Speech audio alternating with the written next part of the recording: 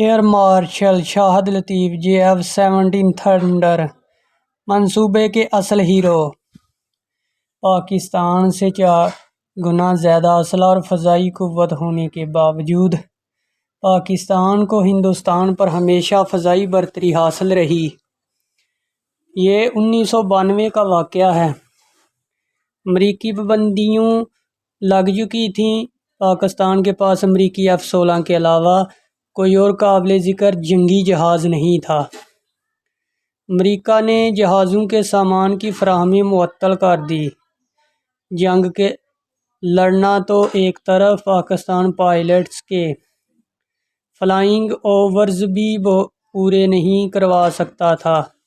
پاکستان نے جب چین کی طرف دیکھا تو معلوم ہوا کہ چین کا ایک بھی جنگی جہاز بین الاقوامی معیار کے مطابق نہیں۔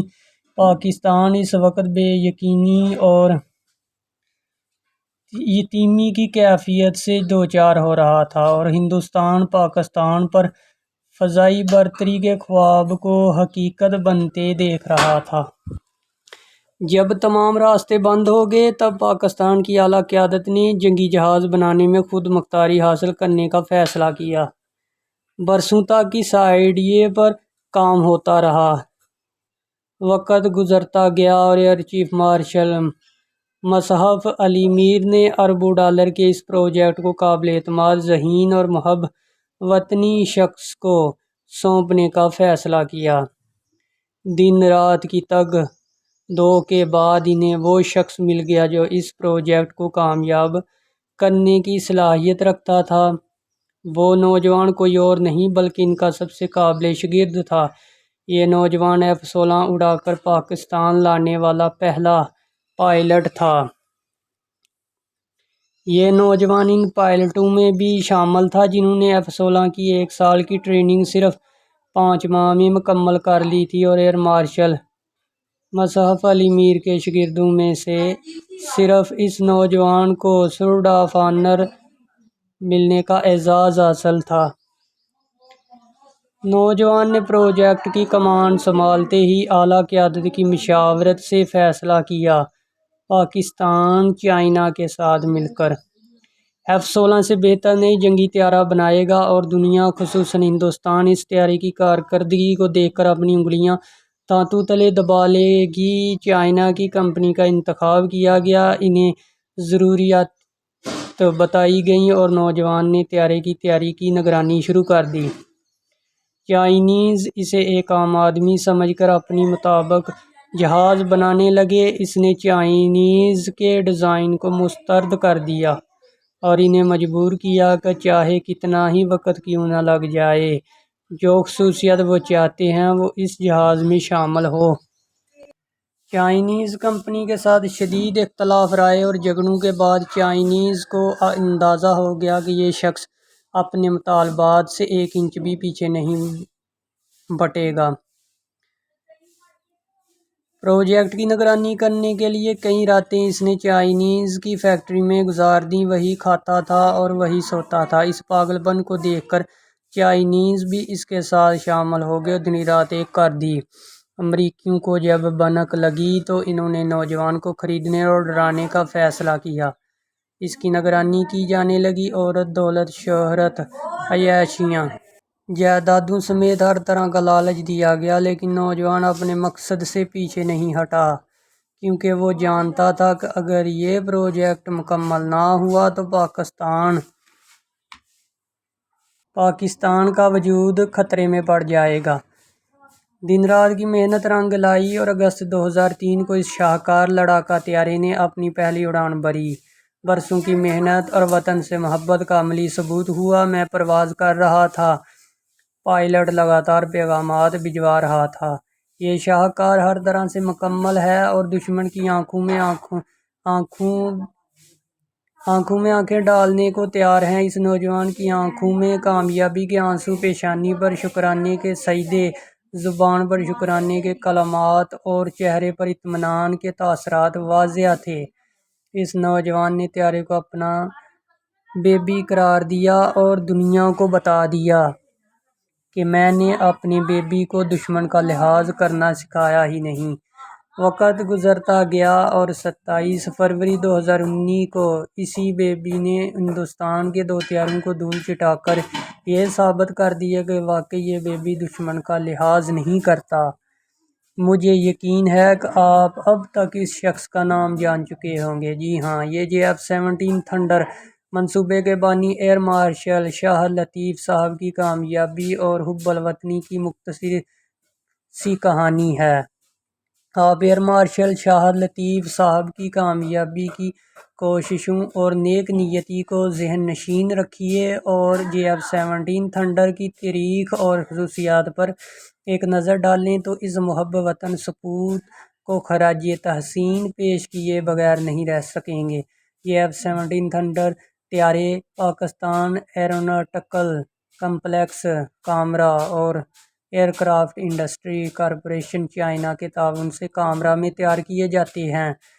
شاہد لطیف صاحب جانتے تھے کہ روس جنگی طیارے کے انجن بنانے کی ٹیکنالوجی میں دنیا میں سب سے آگے ہے، جبکہ چائنا جنگی جہاز کا انجن تیار نہیں کرتا بلکہ روسی طیاروں کی کاپی بنانے کا ماہر ہے۔ انہوں نے چائنیز کو قابل کیا کہ روس سے انجن اس شرط پر لیے جائیں کہ وہ انجن بنانے کی ٹیکنالوجی چائنا کو دینے کا پابند ہو۔ روس اور چین کے درمیان معاہدہ طے پا گیا جس کی بدولت چائنا جنگی جہازوں کے انجن بنانے میں خود مختار ہو گیا۔ چین کو یہ صلاحیت بھی پاکستان کے ذہین ایئر فورس کمانڈر کی بدولت ملی ہے۔ JF-17 تھنڈر نے پہلی اڑان 25 اگست 2003 کو چائنا میں بھری۔ 12 مارچ 2007 کو اسے پاکستان ایئر فورس میں شامل کیا گیا اور 23 مارچ 2007 کو اسے پاکستانی عوام کے سامنے پیش کیا گیا۔ JF-17 تھنڈر نے آتے ہی دنیا بھر کی توجہ حاصل کر لی۔ اسے 2010 میں برطانیہ کے ایئر شو میں بھی شامل کیا گیا۔ پوری دنیا میں جتنے بھی ایئر شو منعقد کیے جاتے ہیں ان میں چائنا کے کسی جنگی طیارے کو پرفارم کرنے کے لیے نہیں بلایا جاتا، جبکہ JF-17 تھنڈر طیاروں کو پوری دنیا کے تمام قابل ذکر ایئر شوز میں بلایا جاتا ہے۔ اس طیارے نے 2018 میں پولینڈ میں منعقد ہونے والے ایئر شو میں جیت کے جھنڈے گاڑے ہیں اور پوری دنیا کو ایک مرتبہ پھر اپنے گرویدہ کر لیا۔ یہ کامیابی پاکستان اور چائنا کے لیے ایک اعزاز ہے۔ ابتدا میں طیارے کی مکمل تیاری چائنا کے ذمہ تھی، لیکن ایئر مارشل شاہد لطیف کی ذاتی دلچسپی کی بدولت بہت کم عرصے میں پاکستان انجینئرز نے اس ٹیکنالوجی پر دسترس حاصل کر لی۔ اس وقت JF-17 تھنڈر طیاروں کی تیاری کا 58% شیئر پاکستان ایروناٹیکل کمپلیکس کامرا کے پاس ہے اور یہ 42% شیئر اور کرافٹ انڈسٹری کارپوریشن چائنا کے پاس ہے۔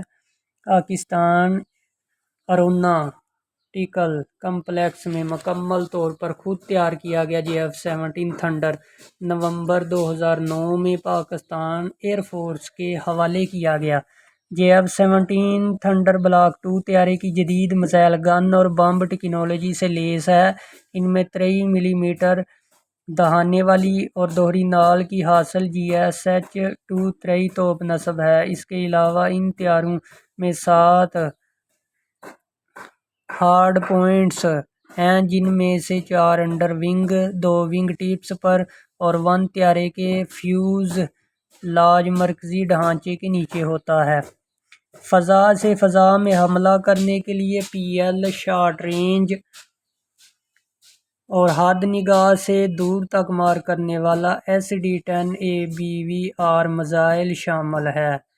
فضا سے زمین پر مار کرنے کے لیے CM-102 اینٹی ریڈیئیشن میزائل، جبکہ فضا سے سمندر تک مار کرنے کے لیے C-802A کے اینٹی شپ میزائل اور CM-401G کیریئر کلر اینٹی شپ میزائل نصب کیے جا سکتے ہیں۔ علاوہ عمومی مقاصد کے لیے بمبوں میں MK-82-83-84 رن وے تباہ کرنے کے لیے ماترا ٹیورل اینڈل اور راک آئی ایم کے 20-72 شکن کلسٹر بم شامل ہیں۔ لیزر گائیڈر بموں میں GBU-10، 12 اور 16 بم، جبکہ GPS سے رہنمائی لینے والی LS-6 میزائل بھی شامل ہیں۔ ان سب کے علاوہ ایئر بورن کے G-300G self protection jamming pod بھی JF-17 تھنڈر بلاک 2 کا حصہ ہیں۔ جب JF-17 thunder block 2 12,000 kilo gram سے زائد وزن لے جانے کی صلاحیت رکھتے ہیں۔ اسے اڑان کے لیے تقریباً 600 میٹر طویل رن وے درکار ہے۔ JF-17 تھنڈر بلاک 3 ابھی تکمیل کے اختتامی مراحل میں ہے۔